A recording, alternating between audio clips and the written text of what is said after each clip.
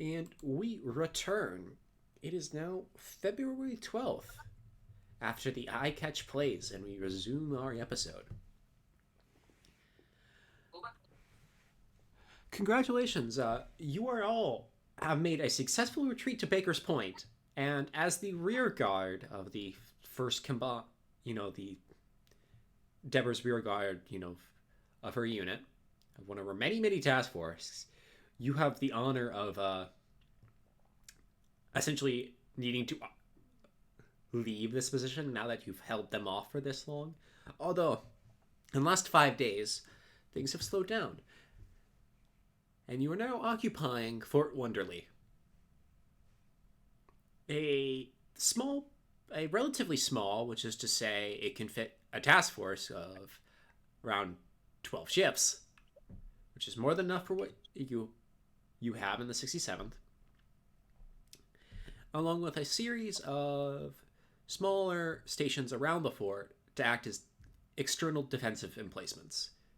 These typically consist of a rock that can fit a flight of walker frames, and within a sort of emplacement gun usually attached. Something like a pod of missiles or maybe a beam cannon.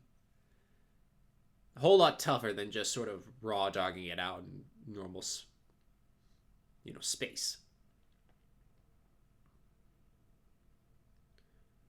Philippe, we come on to you as you're in your office of the Air Department in Fort Wunderli. It's been a while since you've gotten back under Urzat's gravity.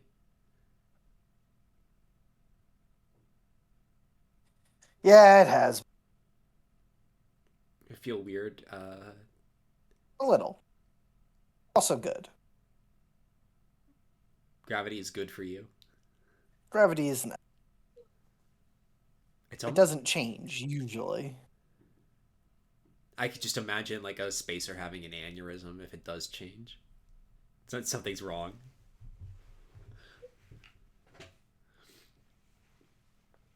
You've had a lot to do. It seems like things have sort of been quieting down in the last week. As, the lines around Baker's Point have started to solidify. Fort Wunderli is in a clearing. This is relatively normal for space fortresses. They either like putting them directly next to a clearing or in an open clearing so that they either can have, better defensive emplacements or clearer sight lines. This one's in a clearer sightline zone.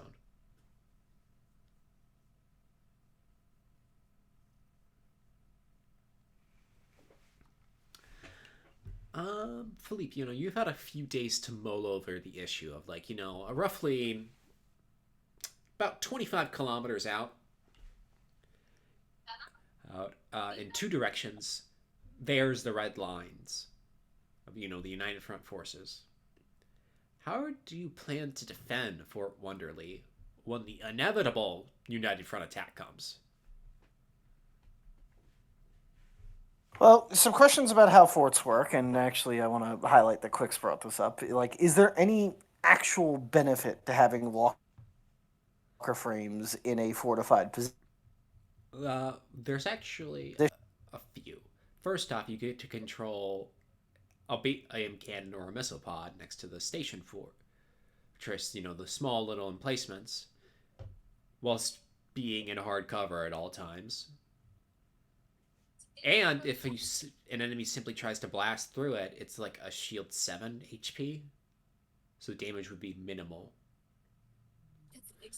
Although I am fond of Frep's idea of getting to use the station's reactor instead of your own ammo clips. Yeah, sorry, Frep, not Quix. I don't know why I said Quix. I miss Quix.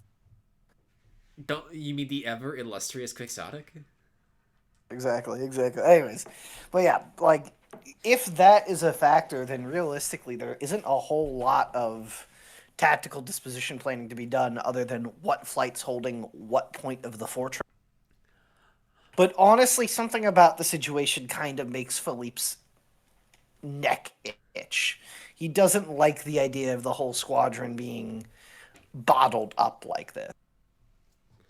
Because it's very inflexible by definition. Or would you prefer a more active defense? Because you technically can fire the weapons without a walker frame in some of these station forts. It's the capability, but not the requirement of walker frames to use them.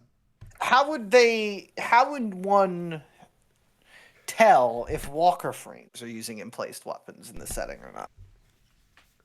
Well, actually, the biggest giveaway, because it's usually hard to see exactly what's inside, because the opening slits are very small. They're like, a bunker. There's basically only one slit where you point your rifle out of.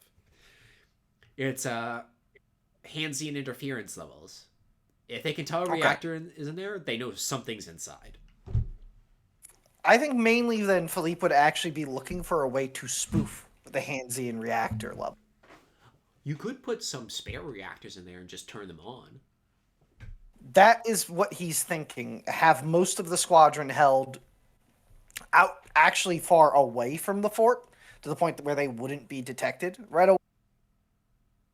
And just spoof the Hansian reactors inside the fort to make it look like to any sensors that the walker frames have holed up.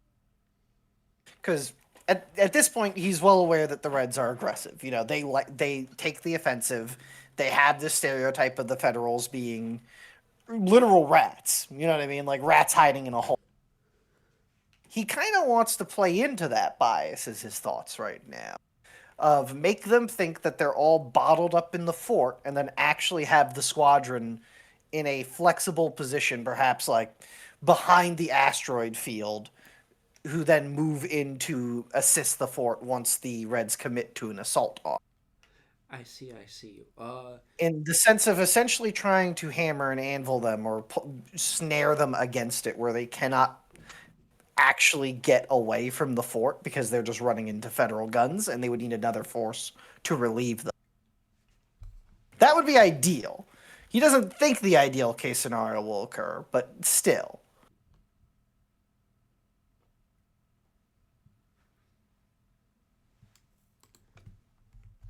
I see.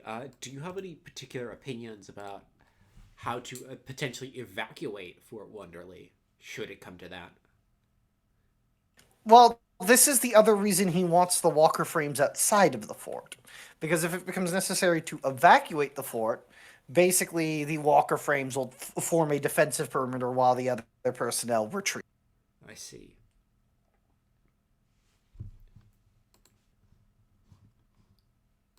I see. And I'm guessing by hitting them as we will also pull things off the fort. Precisely.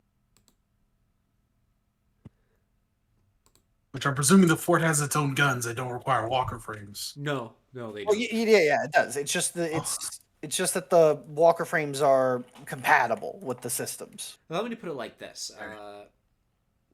So there's two ways to fire these sorts of weapons. Either you got a guy in the control room of this station, and you make him fire it. Okay. Or you do a link up with the walker frame through the station. There's advantages of both of these. First off, the guy in a command room is a lot harder to kill. Right. Disadvantage. The guy in the command room has a much harder time leaving the station if it becomes necessary. Whereas a walker frame can leave much sooner.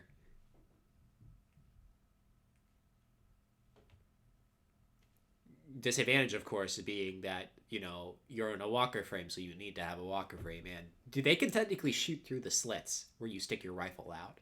It's hard, but they can be done. Yeah, I'm firmly now of the opinion of we keep the walker frames outside of the fortress. I was gonna say, more and more potential death trap for us. What are these World War II bunkers in space? I mean, it makes sense because I feel this is supposed to be the analog to like a fucking Vietnam era fire base, but we're not infantry analogs. We're like fighter jet / helicopters. Yeah, we're not gonna hole up in the fortress. That is Philippe's decision on that. We are going to spoof the Hansian. We're gonna put Hansian reactors next to the emplacements, a lot of them, turn them on, have them running, make it look like there is a significant amount of walker frames in the fort, as if the federal CAG made the decision to just hole up and fight from the walls. And then actually the squadron's going to be held in reserve and swing in after the enemy commits to an assault on the fort. If it becomes necessary to evacuate the fort, what will occur is that the squadron will divide up by flights to cover the evacuation points, essentially, forming a perimeter guard, and hold their ground until the last shuttles escape. That is what Philippe is leaning towards now. Does this make sense, Gomine, or have I missed something about this set? I feel like this makes sense. I'll probably ask for you to write this up later so I don't forget it. But That's fine. In the moment, this makes sense. Exactly. Literally. literally, Frep, that is what I'm imagining what you just typed. Which, for those curious, Frep said, I feel like we were all post up on an asteroid with Field's telephone strung between the WFs. Basically. I don't know if that's more or less funny than the Jovians using hemp rope to tug things around in space.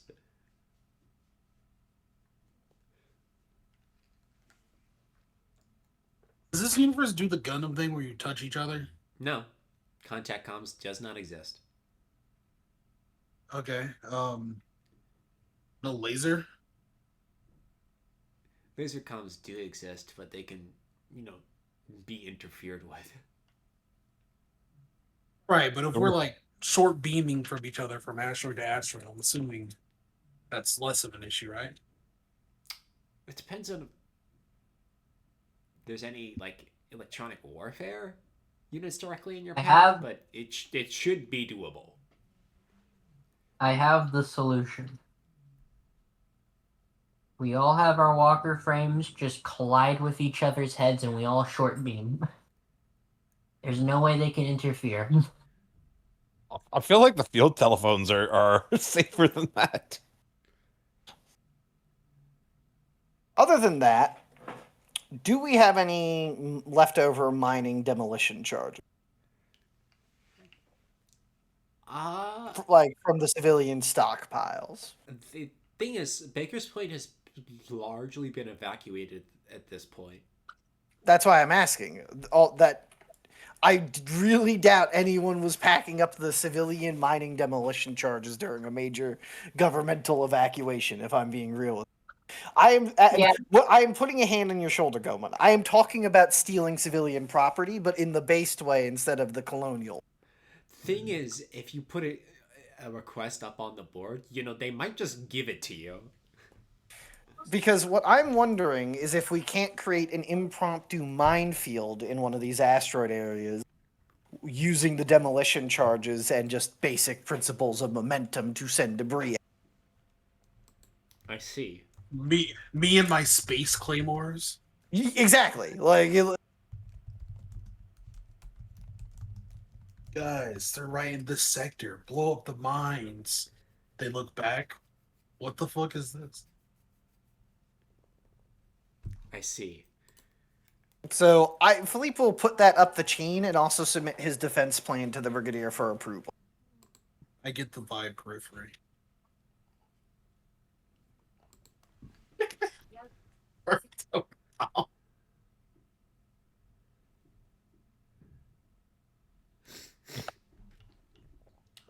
Philippe, you stand up with, your plan in hand.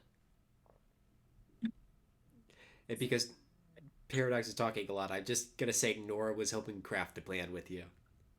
Okay. And he'll look over to her and he'll go, all right, what do you think, Captain Callaghan? This is a very great plan, I think. Best we can do for now. I would agree. Let's hope they see the same. Well, we'll leave it up to the Brigadier. There may be something we're missing.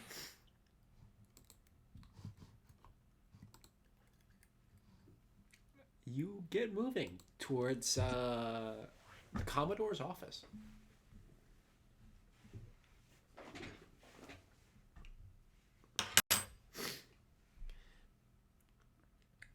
When you open up the door, you see some orderlies and adjutants,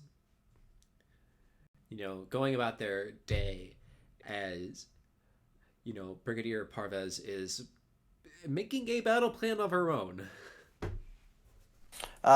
Philippe will just basically salute upon entrance and be like, Brigadier General, this is my submission for the squadron's plan, for the Walker Frame Squadron.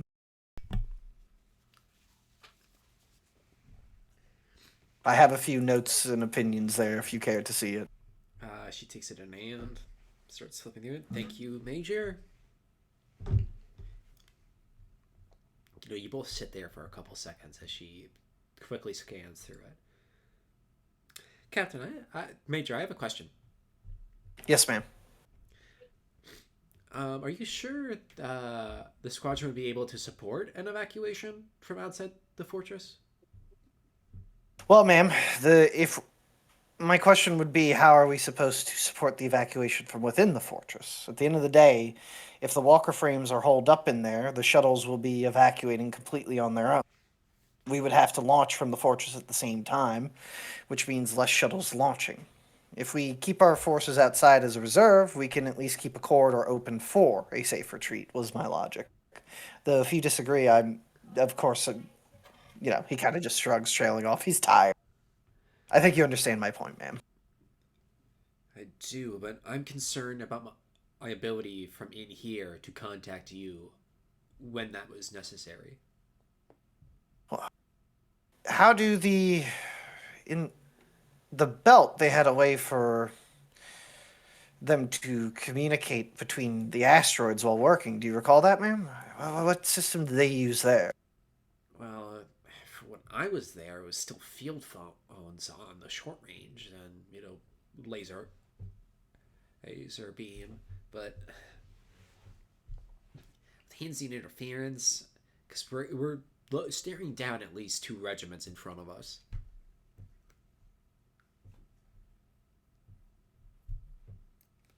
She, bites her thumb.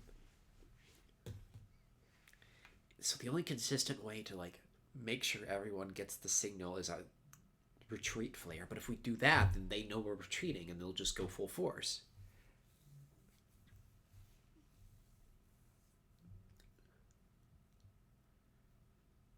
And if they simply start charging across open ground while we're trying to leave the fortress and therefore not shooting at them, I don't see how we could survive that. Well, ma'am, the idea is that by having us outside, we would be able to intercept. But I see your point. But do you think you could take the odds of fighting 50 walker frames all on your own?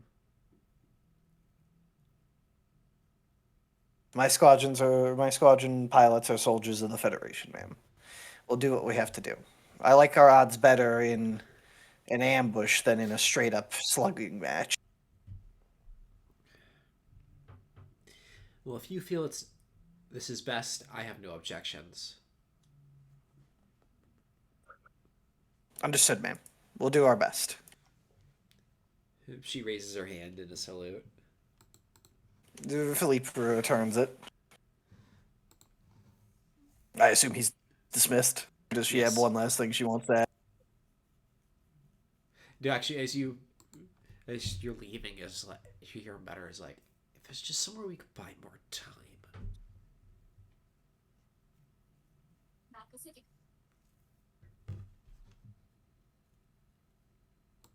I mean, clearly the Reds wouldn't be expecting a counterattack. How very Prussian of you. I kind of have to debate if Philippe is that much of a French officer that he's been infected by that level of thinking. Ah, yes, the cult of the offensive. No. What if better yet, the cult of the hyper offensive. What if we just killed everyone? How are they going to threaten our retreat if we just kill everyone? Genius. It's like this war shit is so easy. Excuse me. Frep, please say that. Philippe come up a little Alon as a treat. You can even pass it off as a joking kind of way, and then she'll be like, wait. And then Philippe will stop and just... I don't know if I want to even suggest it to her, because we're kind of at the situation where a brigadier general might go, yeah, fuck it. Can't make the Huh. situation worse. Well, the general's so cool-headed. I'm sure I can just make this and just wait. Yes. As Philippe lets logistics follow. Many a assembly cross was earned that day. The destruction of the the destruction of the task force. Damn this cough. I'm not going to suggest it because I think the Brigadier is so desperate she might actually take it as a serious, let's go do it, Leroy. We'll be right back. I just got the... Ugh. So... Swappy got the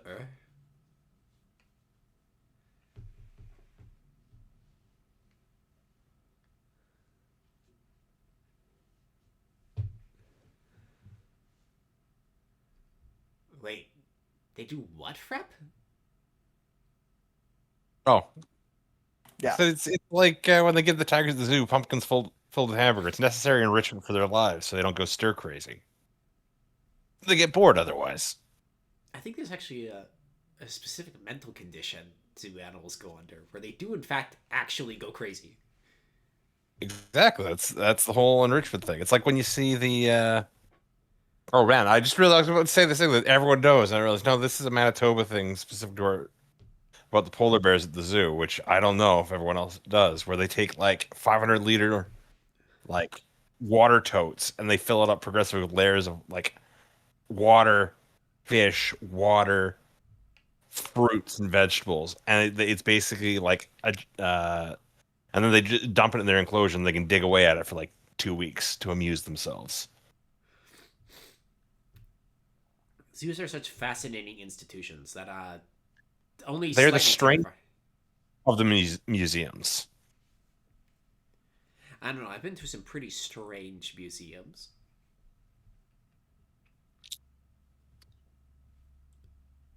Yeah. Fair point. Nora, Philippe, you are walking away from that little meeting of yours. How are you two feeling about this? I mean, from Philippe's perspective, it's good the general listened and she brought up a valid criticism, and honestly, it's something he's also quite worried about, is what happens if they get what happens if the ruse fails and they get cut off from the fort.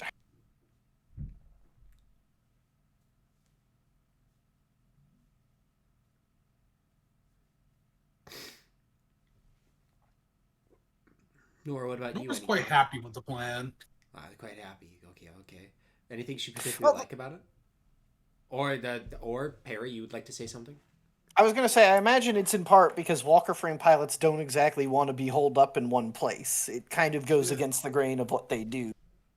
Yeah, I mean, Nora's like basically, oh, we don't have to sit in a fort and just be used as guns. Something the fort can do itself without wasting Walker frames to do it.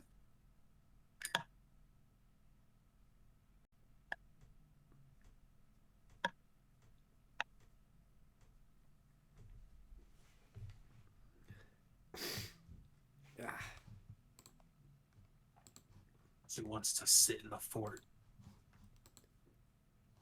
This is my slit trench. There are many like it, but this one has a self-propelled gun I slapped on it.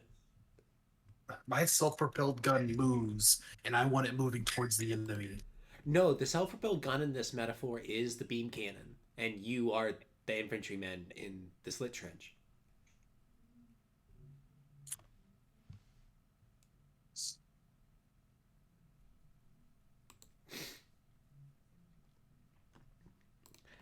Jamie.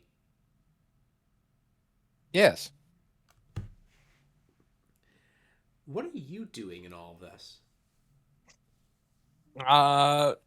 Presumably if we're like stuck in this asteroid and waiting, maybe flipping through a newspaper, been able to get my hands on one. You have been. Von Braun Daily. Actually, sorry, Armstrong Daily. Just remembering city names. This isn't Gundam or Von Braun is the most important city. Armstrong is the most important city on Luna.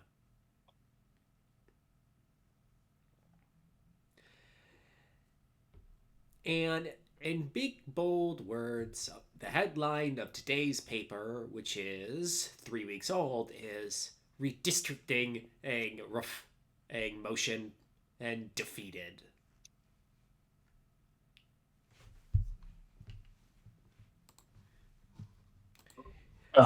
Hello. So, from the newspaper, Jamie, it's, I don't actually roll me keen politics to see if you know what's up. Sure. Jamie is not the world's greatest at that, but we'll find out. I fail by 1. Failed by 1. We'll get a politics of 2. I see. So, it says on there this guy named Azizi Wenjeru of the Lunan section of the Socialist Workers' Party. Again, this is the second time he's ever done this, proposed a motion to redistrict the Federation. Oh my god, bruh. Which failed. Although the margin was 38 to, was it 62? 60, yeah, 62. Okay. What was his the goal of that? Like, what was it going to swing the So numbers around? for one thing, he wanted to reduce the amount of Lunan seats to be proportional to population.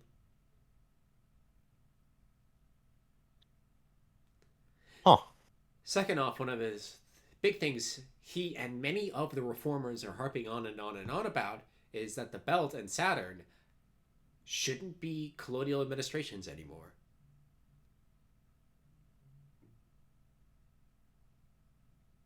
That doing that is causing problems.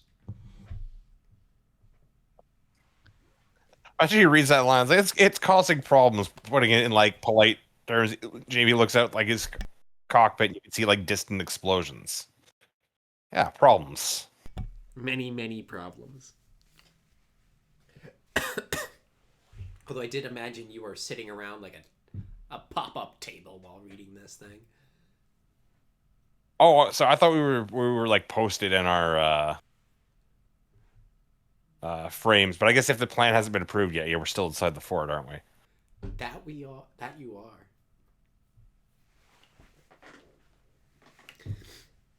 You're actually in the big hamster wheels that they have in the station, and so you have actual gravity right now. Oh, well, that's a pleasant relief. If nothing else, that's one small thing in the favor of being cooped up in here.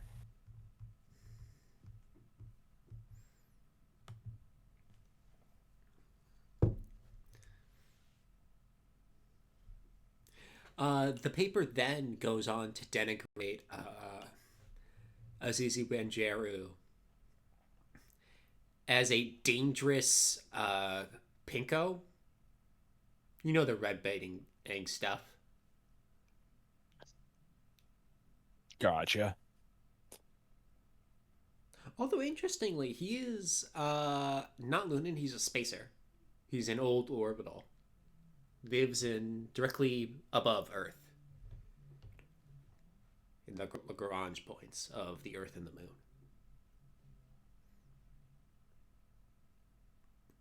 Okay.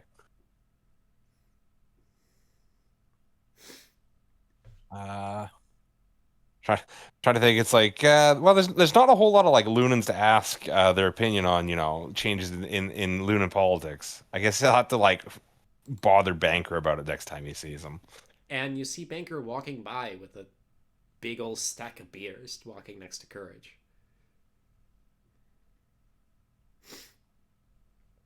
In Lunan, and then better do. Yeah, Frep? No, sorry, you were explaining further, and I interrupted you. I was just gonna prompt them to come join you, but you were about to say something about his I internal was thoughts. like, anything else? He was gonna go wander over with the paper under his arm to go like ask Banker about it. But if they're coming over, he'll just wait till he's close and then like saucer the paper at him and ask him, "What do you think of this?" Actually, so it was him and Courage.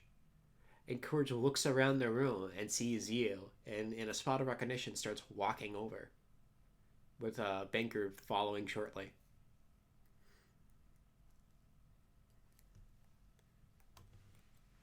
Or if he'll like raise a hand in greeting. Lieutenant Weaver, would you like to join us for a drink?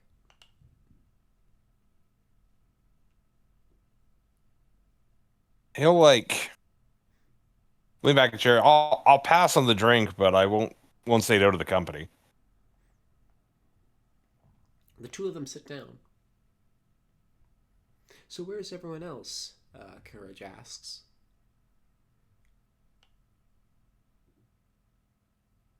Because I'll know that Philippe and Nora have like gone off to go present this plan, correct? Well, you know they were writing a plan. Okay. He'll pass that on. I don't know what Jeanne would be up to at this time. I assume we're just kind of like on rotation between who's on alert and who's not. Well, we're posted here, so I assume this is kind of one of our down periods. Yeah. Sean, you enter the hangar. I enter the hangar. And there you see Elaine and Jamie and Courage having a chat. It looks like Elaine and Courage are having drinks.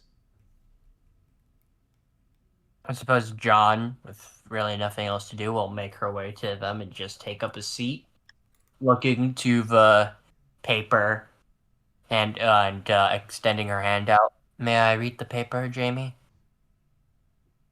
Of course, he'll like pass it over. I warn you, it's not the freshest.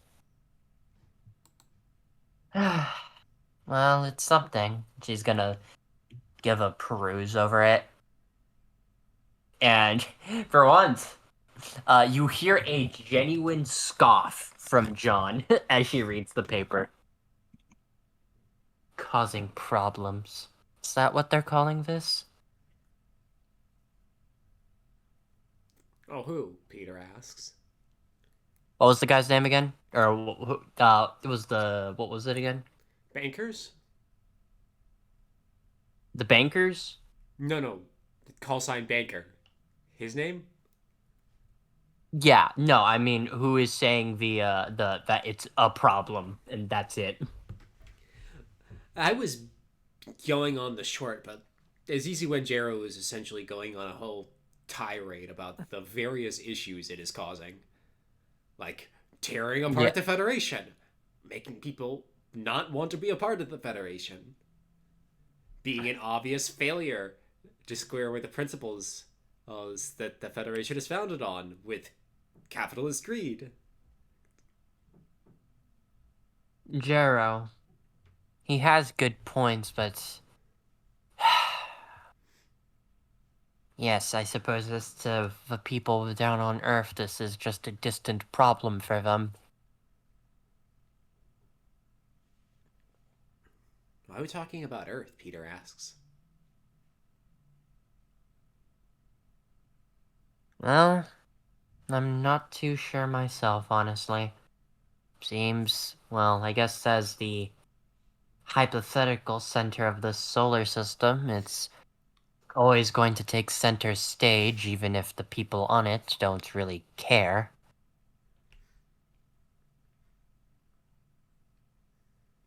Well, Sorry, I'm perhaps a bit too high-strung up. Well, wouldn't the moon, for better or worse, count as the center of power? Well, you're not wrong on that front. But Earth is a symbol, more so than the moon. If anything, I'd say the moon is hiding behind the Earth, even if it orbits it. Oh, sorry, no, the moon does not orbit the Earth, or does it? Wait, I put a hand on your shoulder. Are you good? no. You know what? It'd be quite funny if, like, despite No, I'm from space. I'm not gonna be that stupid. It does orbit. Yeah, that's how moon cycles work. Yeah, okay. I was like, it'd be funny if, like, you didn't really pay attention because, like, what do I care which one orbits the other? I'm from the belt. No, which but yeah, sorry. Okay, I'm sure John. I'm sorry. I'm sure Philippe drilled that into her. But yes, she says even if the. Sorry, I didn't mean as if the Earth orbits the moon. I'm like, ugh. Sorry. Jeanne coming Okay. up with biting political commentary. Yes. Sorry. Even if it orbits Earth, in terms of the political stage, for most common people, to them, Earth is the symbol of power, even if it's mostly centered on the moon. The Earth, in regards to the moon, is just a useful face to draw away the heat, I suppose.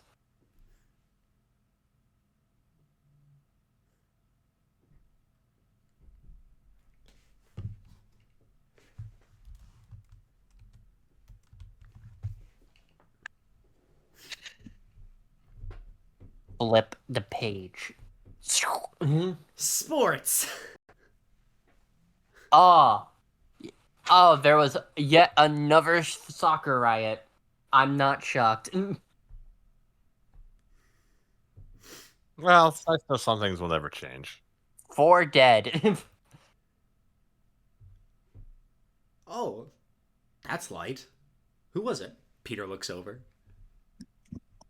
She looks at the paper. I'm trying to think of something incredibly funny to say. Oh, that's interesting. She looks closer. I'm not a. The sea. I don't know if you're What? prompting me to say something or. No. I'm gonna look closer. I have a question. Do we have any names for companies? Yes, we have Lunatech. One moment. I have a big old fucking list of them. You have no idea how much effort I put into that. Let's see. One found the list. So there's the Lunar Group, which consists of the 7 biggest lunar companies, one of which is Lunatech. There's also Pallet Corp, which is a fast food conglomerate consisting of Dennings, O'Connor's, Captain Jennings Burritos, or CGBs, Hot Dog Queen, and Noodle Jack. She looks at the paper. Oh, that's She looks closer. Well, it seems the CFO of Lunatech was trampled in the riot. Says here it broke his neck. Baker says good fucking riddance. Says here that during the riot, his neck was broken and they took somebody into custody. Some kind of Halfa? I don't know. She closes the newspaper.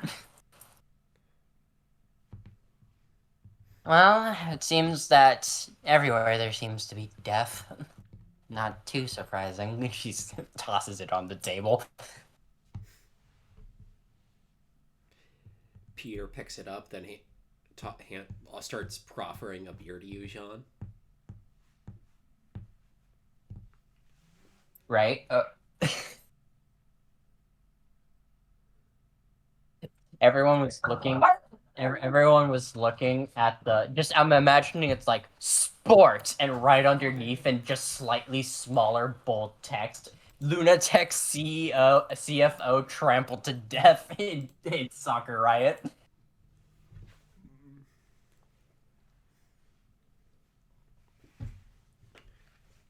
Just like a hand reaching out over a sea of football jerseys.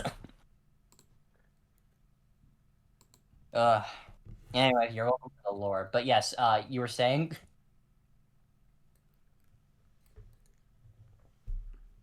Well, the last thing I said was Peter offering you a beer. John kind of holds her hand out, not in the accepting way, and holding her hand up in a rejecting way, and she says, "No, thank you. Appreciate the offer, though." Suit yourself, Cleric.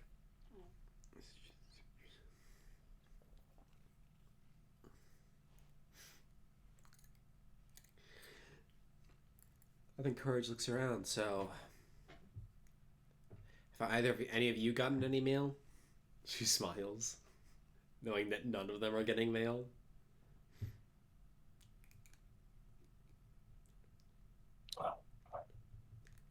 Jeanne looks around. No, I don't believe there has been any mail in the past week.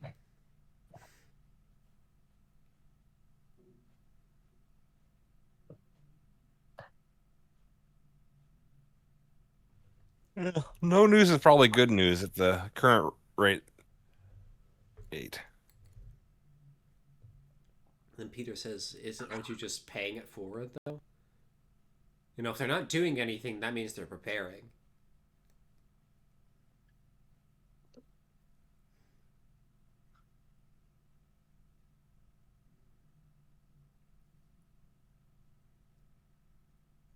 It's a remarkably pessimistic attitude, but you're not necessarily wrong.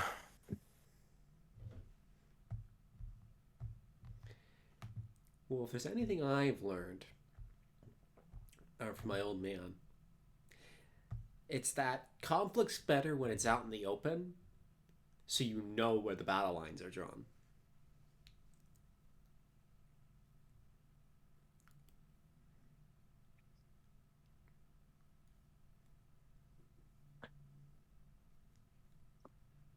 We were just going to like look real quick between Banker and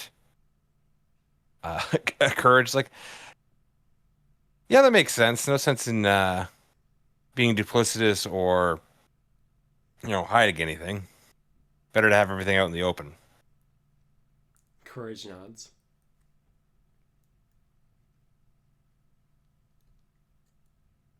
I feel like Weaver's pretty bad at giving hints, but I feel like Courage is even worse at picking up on them. So She is one dense motherfucker.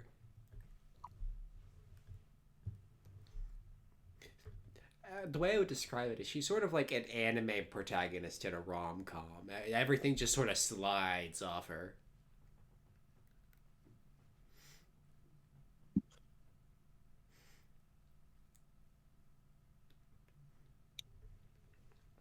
Jamie, I do believe you had a question to ask Jeanne of.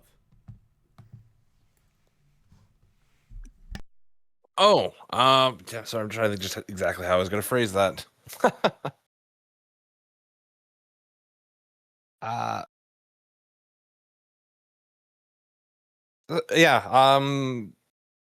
turn to Jean and say, surprised that you phrased this like political the rebalancing of the seats in terms of like Earth and Luna. I thought as a belter that you be your main concern.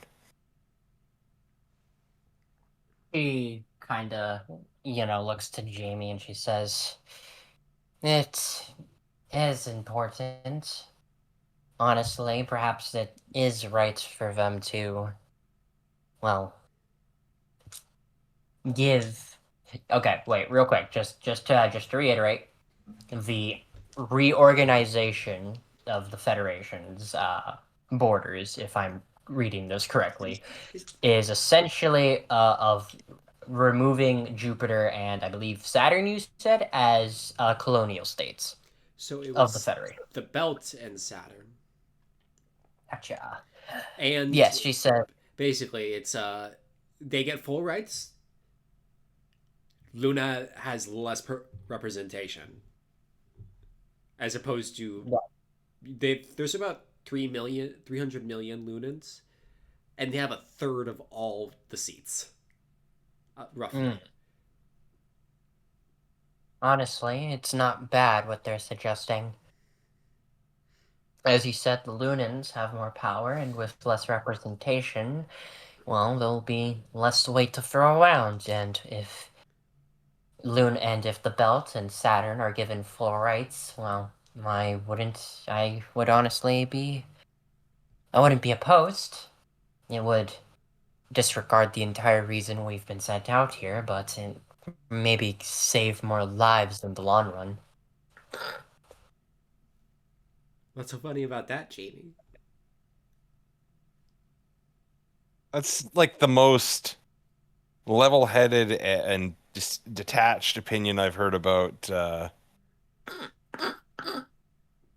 belt getting out from under Luna's control I've ever heard. Normally the opinions are a little more Heated. fire and emotionally charged.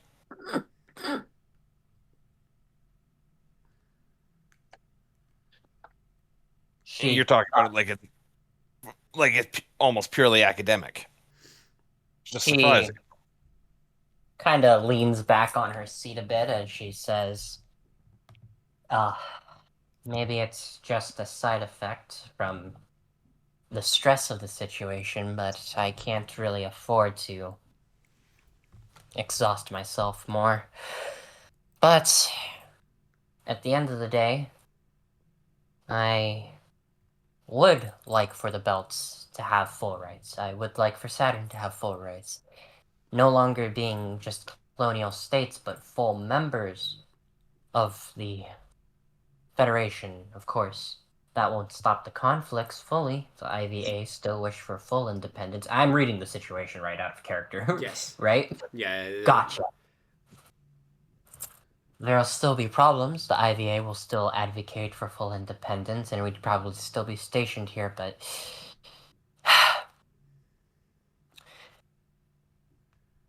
there still needs to be...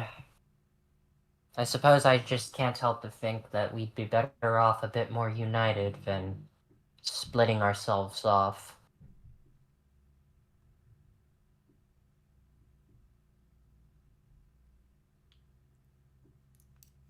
I think anyone's really advocating for splitting up. It's just sharing the seats around the table a little more evenly. But fair enough. It's, like I said, unusually Academic? yeah, for a belter. No offense. She kinda nods. I don't take any. I've lived for the belts for the whole 2 decades I've been alive. But I suppose with meeting the Major and being given so many opportunities not many get, perhaps I just feel a little indebted to the Federation and to the Earth itself. I haven't actually stepped foot on Earth, only my family has had that privilege. I'm still paying off the debt, if it were. It's Not too different from the usual Belter life, is it? It's just instead of mining and refineries, it's combat and war.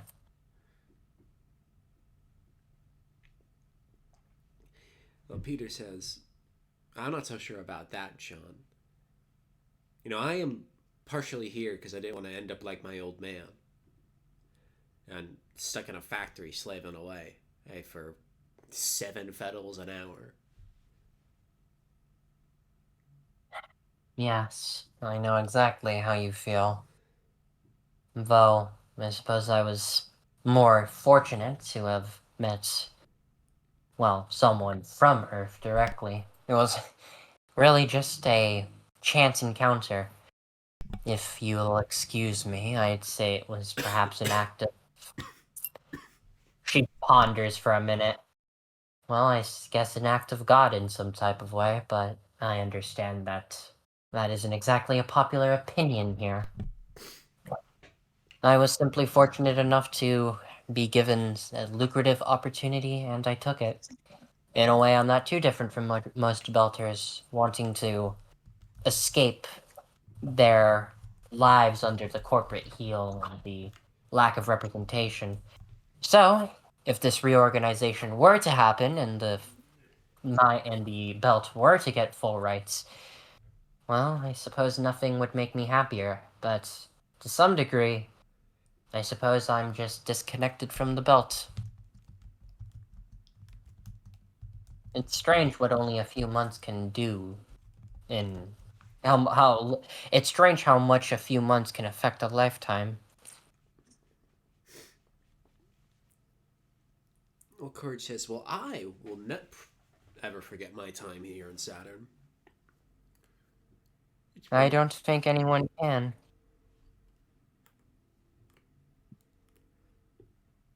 You know, despite it all, I think I've had an excellent go at it.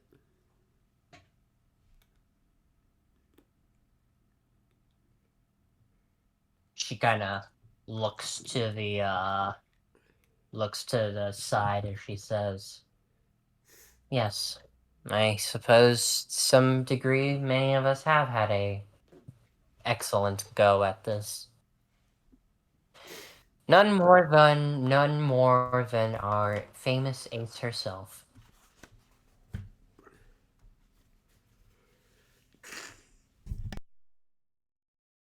Weaver's just gonna lean back in his chair when Courage goes ahead and actually go ahead and like see if you could eye her walker for which is just like covered in you know victory markings. Interesting way to phrase it. And an interesting arrival as Nora, Philippe, you see your flight. Sharing a drink.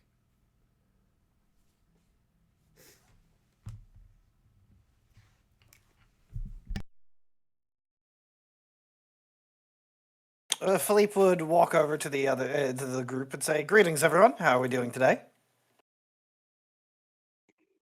Nora would have walked up. John is actually going to just quietly ask for the paperback and hand it to Philippe with the page about the Federation reorganization.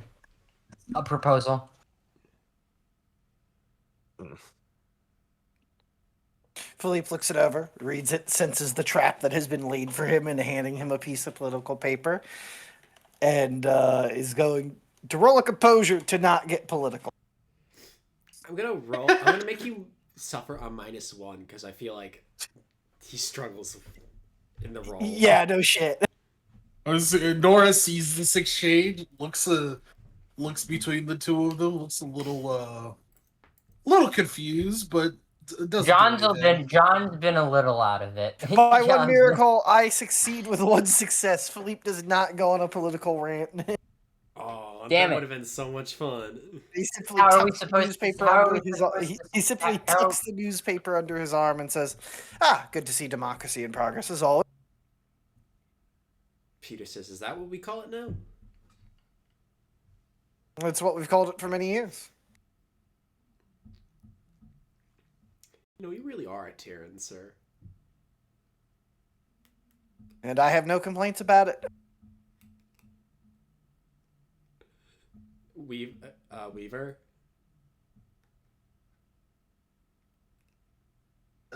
Nora just says, "That's rich coming from the Lunan." Nora, Yes, Philippe. come here. And Philippe immediately nods to everyone and says, "You'll have a good day." And basically, not literally, but emotionally and spiritually drags Nora away by the ear. It feels like it. Like, we just got here. Like, it was like 5 I seconds. just sat down. You didn't even sit down. I was like Weaver. I don't have anything to add. No, Actu- Nora. Actually, I was waiting for you to respond because I wanted Banker to share a look with you about Philippe's response. Oh yeah, like no. As soon as they as soon as they go away, they like look at Megan's like, well, one of those things was unexpected, and one was unfortunately routine. Yeah, I had to. It took me a second to realize which one it was because I've been remembering Banker instead of Peter. So then you said Peter, I was like, wait, who the fuck is Peter again? I was like, oh, that's Banker. Yeah, the Lunan. Nora continues to be hilariously racist. Anyways, Philippe, speak to your captain. Nora, I need to stress this behavior of yours towards Lunans has to stop. You do understand that the sort of attitudes and sentiments you're expressing are secessionist, yes? Secessionist. Yes. Our federation is one big union of people. The only people who would speak ill of compatriots from across the federation like this, on the basis of origin and not something more tangible. He manages not to say class there, though it takes a lot of restraint. Is secessionist. Believe they're like a stain on it all. Is he? He's here fighting right with you. He fought his ass off yesterday. So why are you trying to undermine the morale of one of our best pilots? A good man, a good soldier. How is that not secessionist? Philippe, I believe they've been put here just to make us believe that. Nora, that's insane. And so is what they're doing. You told me what they're doing in the belt. Yes, and that is not the Lunan soldier in our command. That is the Lord eluded executives. They would not send a single man to make themselves look good. Why would they? They could buy a planet if they need to. They could buy Neptune tomorrow and announce a giant terraformation project, and it would be a vanity and a foolish one, and it would bring them all the publicity they could need. I assure you, they have no need of infiltrating soldiers into the Federation army just to make themselves look good. Those men are here, and women, because they are trying to escape the people you hate. And you are meeting them with more hate. That is secessionist. That is what those Lunan executives wish for, that you so despise, because it drives them right back into their arm. So, I do not want to hear any more of this sort of talk around your fellow soldiers. Or I do not care that we are on the brink of a great battle. I will send you home.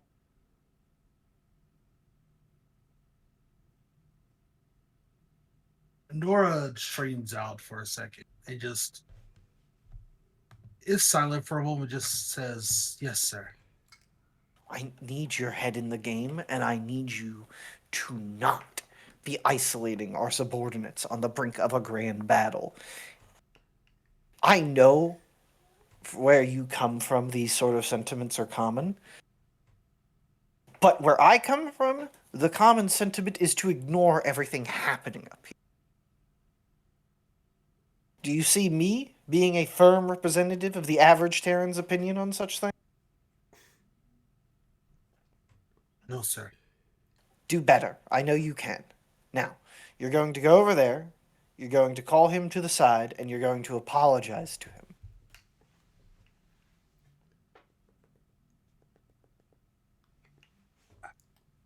Yes, sir. Good. And he kind of pats her on the shoulder.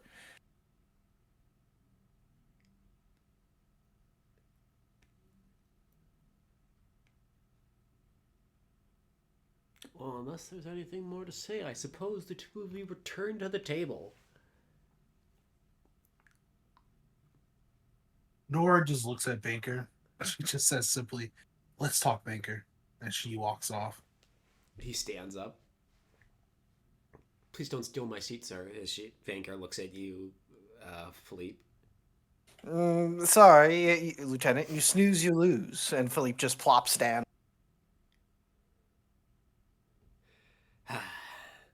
He sighs and walks off.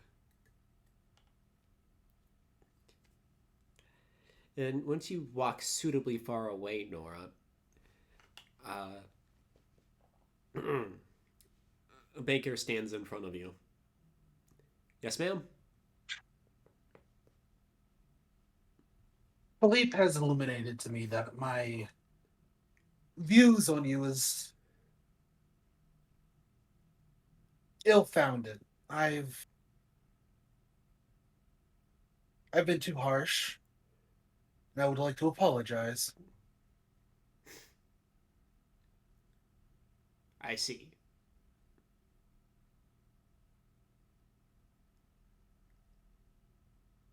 Is that good with you?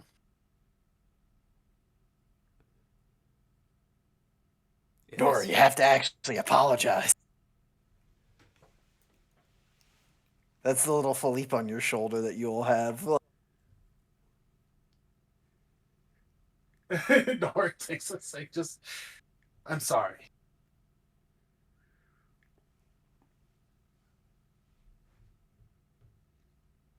I see, if that's the will of the Major.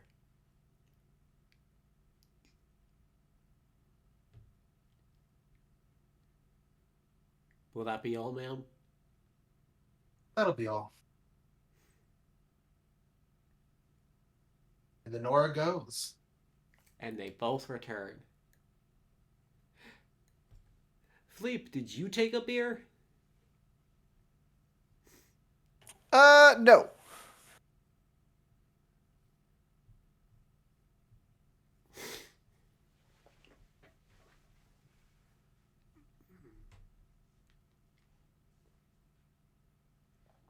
Ugh.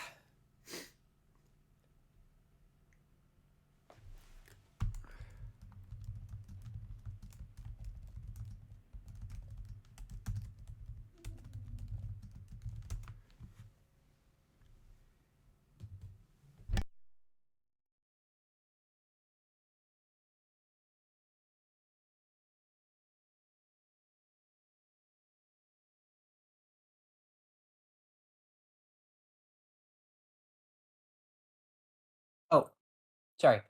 Yes, Jeanne kind of looks to him. She seems a bit tired, but she's, still. How did the planning go, Major? The Brigadier saw some merit in mine and Captain Callaghan's proposal, and it seems we won't be cooped up in that fortress after all. Well, at least that means we won't die caved in.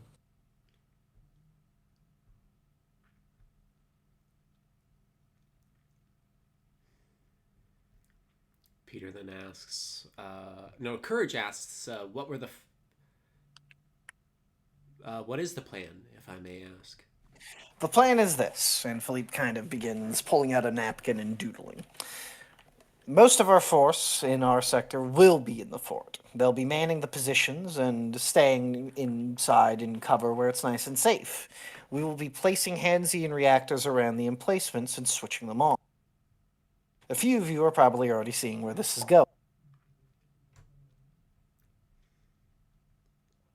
Now, what we wish to do is to lure the Reds in with the idea that they will see the Hansian reactor signals and believe that our entire force is inside the fortress.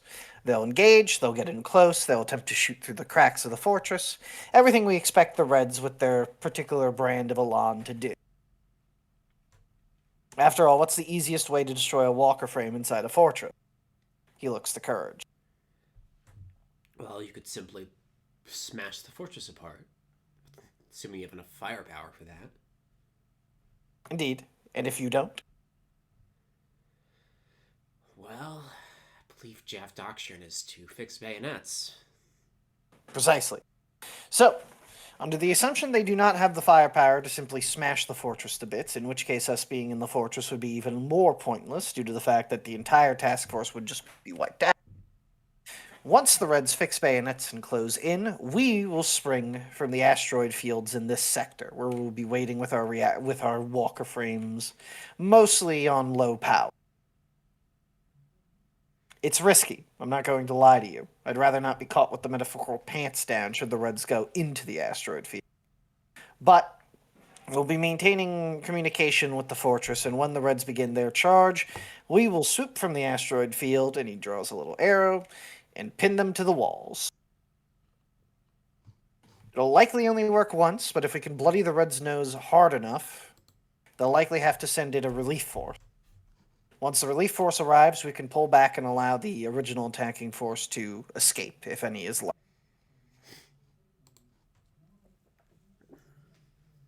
After that point, we will simply maintain a defensive perimeter around the fortress and create a evacuation corridor for the personnel of the fortress to withdraw from when the order comes down.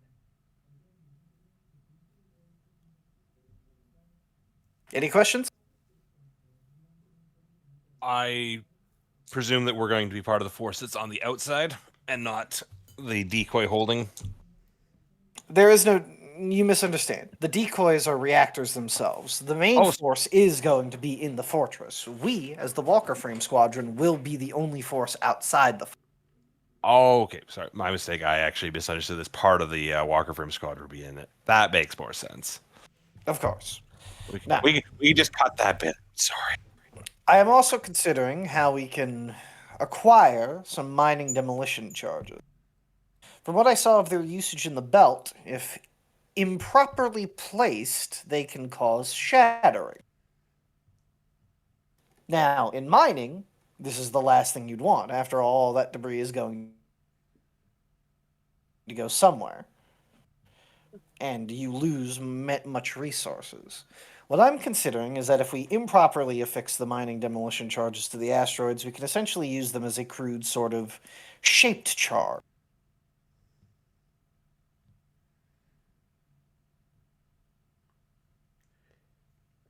Peter asked, where are you going to get the demo charges from then? I sent a request up the chain to see if we could get them officially, but I've yet to heard back. I imagine everything's in too much chaos, and the Brigadier General probably hasn't even glanced at that. In the event that it begins to appear that is the case, well, then I suppose I have no choice but to abandon the plan, unless by some miracle the demolition charges should appear from where they were in a civilian warehouse at Baker's Point. Very unfortunate set of circumstances, but I'm sure we could make do. Indeed.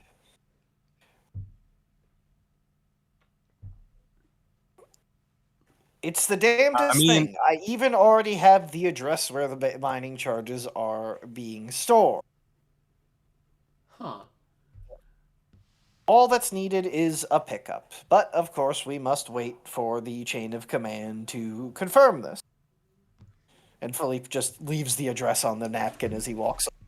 Thank you for handing me this, sir, in case I should find these demolition charges so I may return them to their the property to their rightful owners. Precisely. You all enjoy the rest of your day. I'm going for a walk. I mean, it's perfectly reasonable that we should check on the accuracy of the Major's information, pending the inevitable approval for acquiring these charges. You know, I know Lieutenant Tucker, who works with transportation. I'm sure he wouldn't be opposed to go checking it out.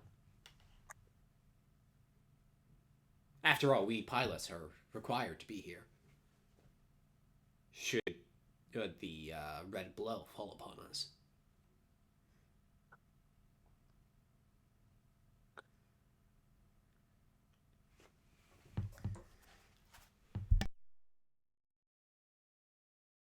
I hope you enjoy how much less subtle Philippe is in this versus Gundam because of that Deception Zero, by the way, going. Makes sense. I just chalk it up to the fact that Tis Philippe doesn't have to be an actual politician. For now. But at this rate, Jesus. Gotta keep grinding that skill up somehow.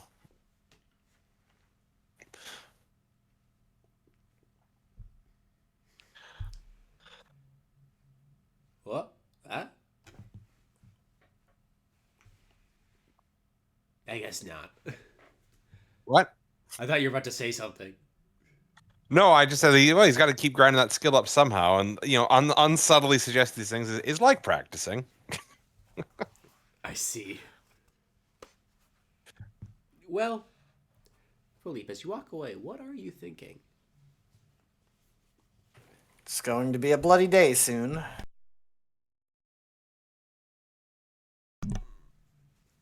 a bloody, bloody day.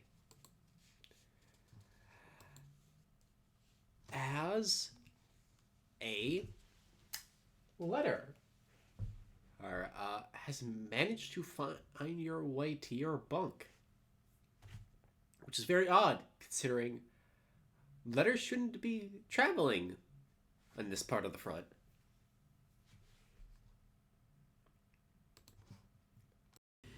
And Philippe, if you were to open up the letter, it would go a little something like this. Friend, you never cease to astound me. It's in your swift promotions my initial judgment continues to burn a flame's embrace. I admit a younger me had once pondered what life would have been if either you were born on my or I on your border. I've long since cast those thoughts aside, as I see now we are children of our flags, and I mean this sincerely. You are not raised to be a major, but a major you become your own. Convictions can only go so far, friend. Convictions are an ideologue's identity, a blood that runs through us. Please understand my hesitancy in the power of good intention, for this war is one that stands on nothing but such. Now look at what intention has brought us, as colonials continue a terror campaign on their own homeland. Critical analysis can only go so far in keeping conviction at bay. I fear, every day, that my best intentions will get those around me killed, or worse, stuck in the cycle of this perpetual conflict. We are fighting a war not only from the enemy, but our own intentions. To create a better world for the rings, we must keep this in our heart. Perhaps that is why I've chosen here to plant my rifle. Perhaps that is why I have hope in our revolution. I've recently killed. It was quick. The action itself took nothing more than 10 seconds from memory. My training was sufficient, which in some ways surprises me. The first 3 to identify the threat, the next 5 to steady aim, and the last 2 for the beam to pierce through a titanium coffin. I've no guilt, at least not any I am aware. It was me or them, but they were, without doubt, the enemy. The reason for why these rings are set ablaze, for why teenagers must fight for a future they've no vision to see. Yet they were a person all the same, a person I'll never truly know. I wish not to dwell on it, but as our conversations grow more serious than they've ever been, I thought I'd tell you. I know if anyone would understand this beating in my chest, it would be you. I've no plan to decorate my pauldron in the dead. I find the practice barbarous. It's funny, though. Even as a child, I always pictured your family home as a castle. One of wood and glass, yes, but to a girl who'd only ever lived in shared space, it was a castle all the same. I've no means to be the bearer of bad news, but you are the closest to a prince any non-Terran will ever see, barring political dynasties or you federal senators' sons, as I've heard. Nothing wrong with living the title. Prince seems a fitting call sign for a son of France, no? Maybe nay instead? I jest. Do keep in touch. I wish to know your opinion on the material, and not just because I wish to steal your notes next meeting. You Federals need a study of your own. I wonder what snobby, Ludin historical works you'd be forced to endure, or perhaps a pious Martian embellishing the reading with stories of his grandfather. A woman of conviction, Valley.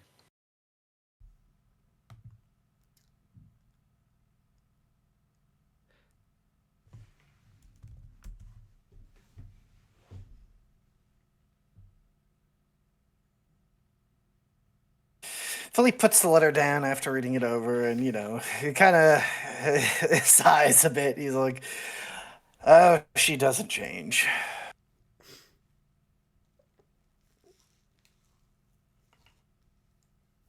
Lots of things in this crazy world keep getting crazier, but Sophia stays Sophia.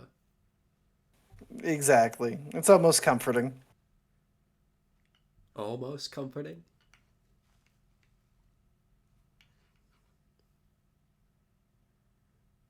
Philippe simply has too much on his mind right now. He just puts the letter to the side as he goes back to looking over his sketch notes. Of what? His own basically a copy of the plan that he's working on again to kind of just go over his thoughts, if you get the idea. Make sure he hasn't missed anything. I have a question to end us off. Do you think your plan is good, or do you think your plan is merely the best that can be done? That's the thing. Philippe isn't sure. He just isn't sure right now.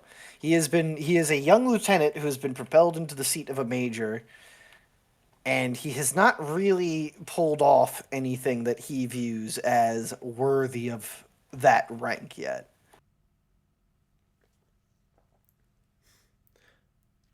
Well, I suppose we'll have to end this episode in your lingering uncertainty. For February 12th, 3:30 comes to a close.